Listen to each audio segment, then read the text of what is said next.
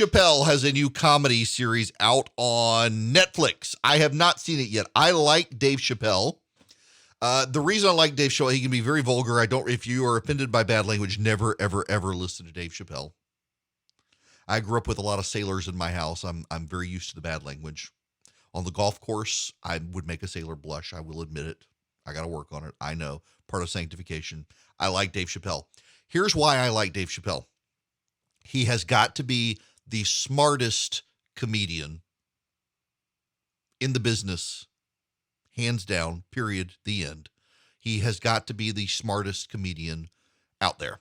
Now, why do I say that? You watch a Dave Chappelle show. In fact, he did one in Atlanta, the Fox Theater, the last Netflix series. If you watch him, he tells stories, and we live in the age of storytelling. People don't just want the facts. They want to be told a story along the way with the facts. And Dave Chappelle tells these elaborate, winding stories that make you laugh and also make you think. And at the end of the story, there's typically a twist that you don't see coming. One of the things Dave Chappelle has done and been outspoken about over the last few years, however, is the rise of wokeness on the left, taking the funny out of comedy. In fact, there's that, what was that, Hannah, what's-her-face, who had the Netflix series where it was not funny, and it was intended to not be funny. It was very left, very woke, and the woke said, well, comedy is no longer supposed to be funny. The definition of comedy: professional entertainment consisting of jokes and satirical sketches intended to make an audience laugh. And what is it? Gadsby, Hannah, what's her name? Now this is going to, Anna Gadsby. She's an Australian comedian, actress, and TV presenter. She did her sketch on HBO, the stand-up routine Nanette, and it was not funny.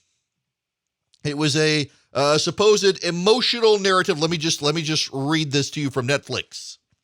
They're not from Netflix, from Wikipedia.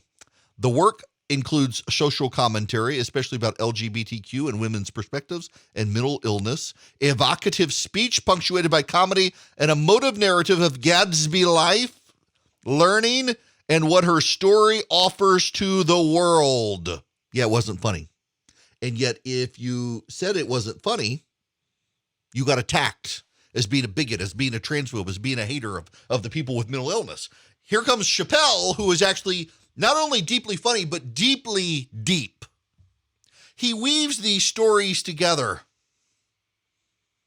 He talks about race in a way that draws in white people who might otherwise not agree with his conclusions, and winds up, to some degree, is able to persuade them with a funny story in which they laugh the whole way through and come to the punchline. And the punchline is, maybe you should see the world a little different than you do. He's deeply thoughtful. I enjoy that. It is not highbrow intellectual comedy, but it ultimately is. You can take it with two levels. So one of the, was it Augusta? I can't remember. I think it was Augusta. Maybe, I can't remember. There's a famous quote about scripture that it is shallow enough for a baby to play in and deep enough to drown an elephant. And that's what I feel about Chappelle's comedy. It is shallow enough for you to be able to go in and find it hilarious without having to think about it, and deep enough to overwhelm you in how deep it can be. I really do appreciate his comedy. I'm sure he and I would not see eye to eye on the world, but I find his comedy to be brilliant. And he is under attack by the wokes because he makes jokes. You knew it was coming. Transgenderism. Now, I have not seen this comedy sketch. I have two friends who have. One of them found it deeply funny and bold for his defiance. Another said he felt like Chappelle was surrendering. In fact, Chappelle says he's given up on talking about this stuff. I'll read you some quotes. He says, they canceled J.K. Rowling. My God. Effectually, she said gender was a fact. The trans community got mad as blankety blank. They started calling her a TERF. What is a TERF? TERF stands for Trans Exclusionary Radical Feminists. He says, I'm Team TERF. Gender is a fact. Now let me read you NBC News. NBC News' entire article is designed to stoke the mob to go after Netflix for running his comedy series. Chappelle's comments drew a swift backlash. As a trans woman, I have usually defended Dave Chappelle's specials because I think they're hilarious and his jokes about trans women never felt intentionally malicious. LGBTQ plus rights activist and writer Taylor Ashbrook tweeted, "The closer changed my mind on that fact. That special felt so lazy and disingenuous, and I'm disappointed." Dana White, a program officer at True Colors United, National LGBTQ Youth Homeless Program, tweeted, "Nothing Dave Chappelle says changes the facts that trans women are women, trans men are men, non-binary people are non-binary, LGBTQ plus people should live free of harm and discrimination. He's wrong, and Netflix has empowered him to be wrong loudly." One of the jokes Chappelle makes is that he wanted to negotiate the release of DaBaby, who I don't know who DaBaby, he's a rapper, I believe, who made sort of a homophobic joke about people living with HIV and pointed out that people get way more upset about transgender jokes than they do about killing black people. So he says he's going to stop. He won't make these jokes anymore, that he can't laugh if not everybody's laughing with him, and that these people are not laughing, and they're coming out to get him. They're coming out to attack him for it when he says, essentially, I'm having my say and I'm done. And boy, they are mad at him for it. Now, this has come up in my house with my daughter, who has been asking me about why is it only the United States seems to have this problem. And it's not. Now, she reads news. It's news from the United States, but it is typically English-speaking Western world. This is not as much a problem in the rest of Europe as it is in Great Britain. In Great Britain now, if you have a man who identifies as a woman and you call him a man, you can be arrested for hate crime. Same in Canada. The United States at least has a First Amendment. These other countries don't.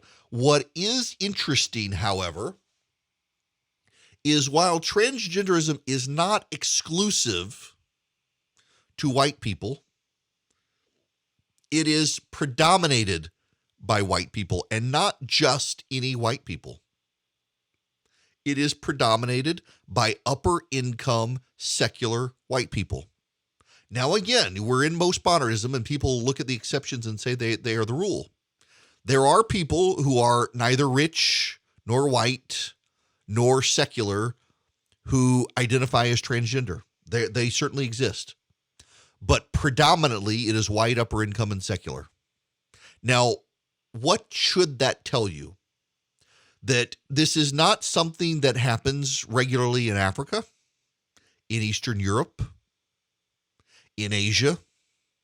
It happens in New Zealand, Australia, Canada, the United States, Great Britain, Ireland to a degree, a little bit in France and a little bit in Germany, but not as much. That should tell you there's something going on here, probably with upper income secular society, that this is a social disorder of rich white people who don't have God in their lives. And you can't point that out, because if you point it out, who happens to control the conversation in each of these countries? Upper income white people who are hostile to Christianity tend to be the people at the dominant echelons of the media. I mean, you guys, even in conservative talk radio, I'm not talking about myself and my situation, but you look at all the other radio companies out there. The people who control it tend not to like it. I guarantee you that most of the people who are at Netflix are really pissed at Dave Chappelle for his comedy routine. The people at the upper echelons of the media who own the conservative outlets in the country, they don't like him. They're ashamed of him. There are a lot of radio companies in this country that have conservative talkers on them, and you can just pay attention and you see they would really like to sabotage it and get rid of it. They're ashamed of it. They don't like it. They're making money off of you. But they would certainly be happy if it folded up and went away overnight. In fact, some of the companies out there are offering programming now designed to encourage your distancing from conservative radio because they don't really like it. Upper income white people who don't have Jesus, they tend to not like conservatives, and they don't like conservative talk radio. And they tend to buy into craziness. G.K. Chesterton, the philosopher, Catholic, has a great quote, said, "The danger of not believing in God is not that you'll believe in nothing, but that you will believe in anything." And we see it in society. And the other thing we see with that is that the mob comes with it. And the mob is coming for Dave Chappelle. Dave Chappelle is certainly of the left in his worldview. He is black. He leans Democrat. He supports those causes, and now they got to come after him. But here's the higher order thing here. Race has been the dominant fixture in this country. And now they're coming for a successful black man because he insulted another of the intersectional groups. I'm telling you, it's done. I'm done talking about it. We got to both be sure we're laughing together, and until we are, I'm done. All I ask of your community, with all humility, will you please stop punching down on my people, is how Chappelle ends his routine on this point.